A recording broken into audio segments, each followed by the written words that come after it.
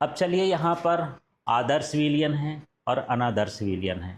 इसको हम अलग अलग तो पढ़ लिए हैं, पर हमको ये भी समझना है कि इन दोनों में क्या अंतर है। और बढ़िया है कि आप आदर्श विलयन का पढ़ो, अनादर्श विलयन में उसका क्या करते जाओ, उल्टा करते जाओ। ठीक है, तो मैं शॉर्ट में बताऊंगा, आप इसको लॉन्ग बना लेना। सबसे पहला यही है कि ये क्या करता है, हाँ, राउल्ट के नियम का पालन करता है। तो आप इसका पूरा सेंटेंस ऐसे बनाओगे कि वे विलयन जो राउल्ट के नियम का पालन करते हैं आदर्श विलयन कहलाते हैं। इसी का उल्टा कर देना, वे विलयन जो राउल्ट के नियम का पालन नहीं करते हैं वो क्या कहलाता है, अनंत। ठीक है, दूसरा यहाँ पर लिख दोगे कि यहाँ पर जो एंथैल्पी परिवर्तन होता है उसका मान क्या होता है, शून्य।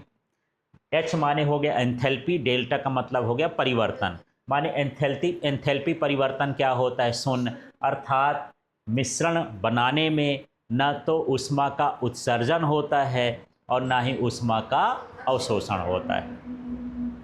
ठीक है, तो इसको बड़ा करना हो तो ऐसा नहीं, एक ही लाइन में भी चल जाएगा कि इसका एंथैल्पी परिवर्तन क्या होता है, शून्य होता है। उसका मतलब है कि जब हम विलयन बनाएंगे तो विलयन बनाते समय न ऊष्मा का उत्सर्जन होगा न ऊष्मा का अवशोषण होगा। तो इसमें लिख सकते हो, इसमें एंथैल्पी परिवर्तन शून्य नहीं होता है, अर्थात विलयन बनाते समय ऊष्मा का अवशोषण होगा या ऊष्मा का उत्सर्जन होगा। ये संकेत भी बना देना है, फिर उसका शब्द भी बना देना है। ठीक है, तीसरा देखो, डेल्टा भी बराबर 0 है ना। माने यहाँ पर यह समझने है कि जो आयतन का परिवर्तन होता है वो आयतन का परिवर्तन न घटता है न बढ़ता है। मतलब आप यदि घटक मिला रहे हैं तो उसका आयतन विलयनों के आयतन से न ज़्यादा होगा न क्या होगा, कम होगा। ठीक है, और इसमें जो आयतन है ना, वो आयतन में या तो वृद्धि हो जाएगी या कमी हो जाएगी। माने यहाँ पर आयतन में परिवर्तन होता है, यहाँ लिखोगे विलयन के आयतन में परिवर्तन नहीं होता है, इसमें विलयन के आयतन में परिवर्तन होता है। या तो आयतन घट सकता है या आयतन बढ़ सकता है विलयन का। ठीक है, चौथा देखते हैं कि यदि हम ए ले लें, यहाँ पर बी ले लें, अच्छा ये भी आ गया, बी ले लें, फिर इसके बाद ए भी ले लें, तो इनके बीच अंतरा आणविक, क्या अंतरा आणविक आकर्षण बल कैसा होता है, समान होता है। आकर्षण बल कैसा होगा, समान होता है।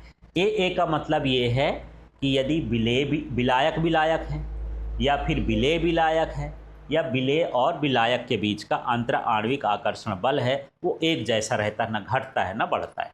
समझ में आ गया। ए का मतलब समझे, ए का मतलब क्या समझना है, विलायक और विलायक के अणु हो या विलेय और विलायक के अणु हो या फिर विलेय या विलायक और विलेय के अणु हो, इन सभी के बीच जो अंतर आणविक आकर्षण बल है वो क्या रहता है, समान रहता है। उसमें क्या हो जाएगा, असमान हो जाता है। समझ में आ गया।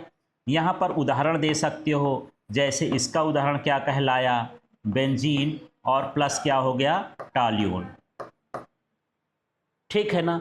इसमें जो है एसीटोन लिख सकते हो, धनात्मक विचलन ऋणात्मक विचलन वाला एसीटोन लिख दो, क्लोरोफार्म लिख दो। ठीक है, या फिर एसीटोन के साथ एथेनॉल भी है, वो भी है। यहाँ पर एसीटोन के साथ क्या है, प्लस में क्या हो गया, एथेनॉल हो गया। ठीक है, इस तरह से इसके क्या हो जाएंगे, अंतर। क्लियर हो गया। तो एक बार रिपीट करते हैं, इसको क्या लिखोगे, वे विलयन जो राउल्ट के नियम का पालन नहीं करते हैं। करते हैं, अच्छा आदर्श में करते हैं, उसमें नहीं करते। इसमें क्या लिखोगे, हाँ इसमें एंथैल्पी परिवर्तन का मान शून्य होता है। ठीक है, और उसमें नहीं होता, ऐसे लिख देना।